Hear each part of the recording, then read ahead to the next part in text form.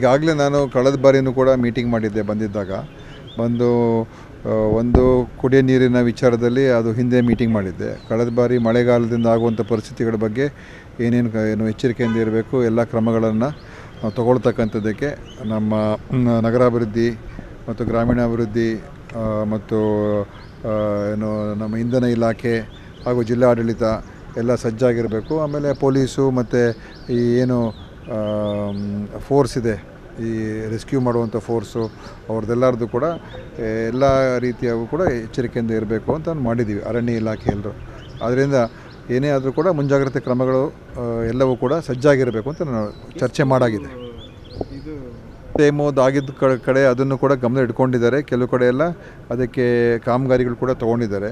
ಈ ಸಲನೂ ಕೂಡ ಅದನ್ನು ಅದೇ ಜಿಲ್ಲಾಡಳಿತದ ಐಡೆಂಟಿಫೈ ಮಾಡಿ ಅಲ್ಲಿ ಏನೇನು ಮೊದಲೇ ಕ್ರಮಗಳು ತೊಗೊಳ್ತಕ್ಕಂಥದ್ದಕ್ಕೆ ಎಲ್ಲೆಲ್ಲಿ ಸಾಧ್ಯ ಆಗೋದು ಎಲ್ಲ ಕಡೆ ನಾವು ಹೇಳೋಕ್ಕಾಗೋದಿಲ್ಲ.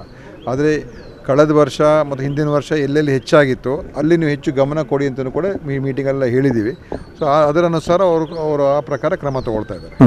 ಈಗ ಅದರಲ್ಲಿ ಲೀಕ್ ಆಗಿದೆ ಅಂತ ಈ CETನೇ ನೀವು ಕರ್ನಾಟಕದಲ್ಲಿ ನೋಡಿ, ನೀಟಲ್ಲಿ ಪದೇ ಇದು ಸುಮಾರು ಈ ಥರ ನ್ಯಾಷನಲ್ ಲೆವೆಲ್ ಎಕ್ಸಾಮ್ಸ್ಗಳಲ್ಲಿ ಸುಮಾರು ಸಲ ಆಗೋಗಿದೆ ಇದು.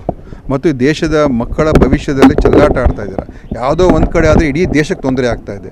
ನಮ್ಮಲ್ಲಿ CET ಇದ್ದಾಗ ಈ ಥರ ತೊಂದರೆಗಳಾಗಿರಲಿಲ್ಲ. ಮತ್ತು ನಮ್ಮ ವ್ಯವಸ್ಥೆಗಳು ನಾವು ಮಾಡ್ಕೊಂಡು ಹೋಗ್ತೀವಿ. ನಮ್ಮ ರಾಜ್ಯದ ಮಕ್ಕಳನ್ನ ಹಿತರಕ್ಷಣೆ ಕಾಪಾಡುವಂಥದ್ದು ನಮ್ಮ ರಾಜ್ಯಕ್ಕೆ ಎಲ್ಲ ಶಕ್ತಿ ಇದೆ, ಆಯಿತಾ. ಸುಮ್ಮನೆ ಯಾರೋ ಒಬ್ಬರ ಮೇಲೆ ಡಿಪೆಂಡ್ ಆಗಿ ಅವರು ನಡ್ಸೋಕ್ಕಾಗ್ದೇ, ನಿರ್ವಹಣೆ ಮಾಡೋಕ್ಕಾಗ್ದೇ ಇವತ್ತು ಎಷ್ಟು ಜನರ ಭವಿಷ್ಯಕ್ಕೆ ಇವತ್ತು ಸಮಸ್ಯೆ ಆಗಿದೆ. ಯಾಕೆ ಎಲ್ಲವೂ ಕೂಡ ಕೇಂದ್ರೀಕೃತ ಮಾಡಬೇಕು? ಯಾಕೆ ಎಲ್ಲವೂ ಕೂಡ ದೆಹಲಿ ಕಡೆ ನೋಡಬೇಕು? ಈಗ ನಮ್ಮ ಹತ್ರ ನಾವೀಗ ಕರ್ನಾಟಕ ಪ್ರಗತಿಪರ, ಎಲ್ಲ ಆಧುನಿಕ ತಂತ್ರಜ್ಞಾನ ಇದೆ, ನಮಗೆಲ್ಲ ಕೂಡ ಮಾಡುವಂಥ ಸ್ವಾತಂತ್ರ್ಯ ಇದೆ. ಯಾರು ನೀಟ್ ಬೇಕಾದ್ರೆ ಹೋಗಲಿ, ನಾವು ಮಾಡೋದಕ್ಕೆ ತಯಾರಾಗಿದ್ದೀವಿ. ಸೊ ಪ್ರತಿಯೊಂದು ಕೂಡ ನೀವು ಡೆಲ್ಲಿನೇ ಕಂಟ್ರೋಲ್ ಮಾಡಬೇಕು. ಎಕ್ಸಾಮಿನೇಷನು ಡೆಲ್ಲಿ ಮಾಡಬೇಕು, ಅಡ್ಮಿಷನು ಡೆಲ್ಲಿ ಮಾಡಬೇಕು, ಪರ್ಮಿಷನು ಡೆಲ್ಲಿನೇ ಕೊಡಬೇಕು. ಮತ್ತು ರಾಜ್ಯ ಇಟ್ಕೊಂಡು ನಾವು ಇಲ್ಲಿ ಏನಕ್ಕೋಸ್ಕರ ಇದ್ದೀವಿ ನಾವಿಲ್ಲಿ? ನನ್ನ ಪ್ರಕಾರ ಈ ಥರ ಆಗಿರೋದು ನಮಗೆ ವಿಶ್ವಾಸ ಹೋಗ್ತಾ ಇದೆ, ವಿಶ್ವಾಸ ಹೊಟ್ಟೋಗುತ್ತೆ ಇದೆಲ್ಲ. ಮತ್ತು ಇದು ಗೊತ್ತಿಲ್ಲದೆ ಇರೋದು ಎಷ್ಟು ನಡೆದಿದ್ದೋ ಗೊತ್ತಿಲ್ಲ ನಮಗೆ. ಇದು ಹೊರಗಡೆ ಬರದೇ ಇರುವಂಥದ್ದು ಎಷ್ಟು ನಡೆದಿದ್ದೋ ನಮಗೆ ಗೊತ್ತಿಲ್ಲ ಈ ವ್ಯವಸ್ಥೆಯಲ್ಲಿ. ಅದಕ್ಕೆ ನೀವು CET ರಾಜ್ಯಕ್ಕೇ ಬಿಟ್ಬಿಡಿ. ನಾವು ರಾಜ್ಯದಲ್ಲಿ ಮಾಡಿಕೊಂಡು ನಮ್ಮ ಮಕ್ಕಳಿಗೆ ಭವಿಷ್ಯಕ್ಕೆ ನಾವು ಅವ್ರನ್ನ ಕಾಪಾಡ್ಕೊಳ್ತೀವಿ. ನಮ್ಮ ಕಾರ್ಯಕ್ರಮಗಳನ್ನು ನೀವು ನೋಡ್ತಾ ಇದ್ರೆ ನಮ್ಮ ಚಾನೆಲ್ ಅನ್ನ ಸಬ್ಸ್ಕ್ರೈಬ್ ಮಾಡಿ, ಪಕ್ಕದ ಬೆಲ್ ಐಕಾನ್ ಒತ್ತಿ ನಮ್ಮನ್ನ ಬೆಂಬಲಿಸಿ. ಹಾಗೆ ನಮ್ಮ ಕಾರ್ಯಕ್ರಮಗಳನ್ನ ಲೈಕ್ ಮಾಡಿ, ಕಮೆಂಟ್ ಮಾಡಿ, ಅದನ್ನ ಬೇರೆಯವರಿಗೂ ವಾಟ್ಸ್ಆಪ್ ಮೂಲಕ ಶೇರ್ ಮಾಡಿ.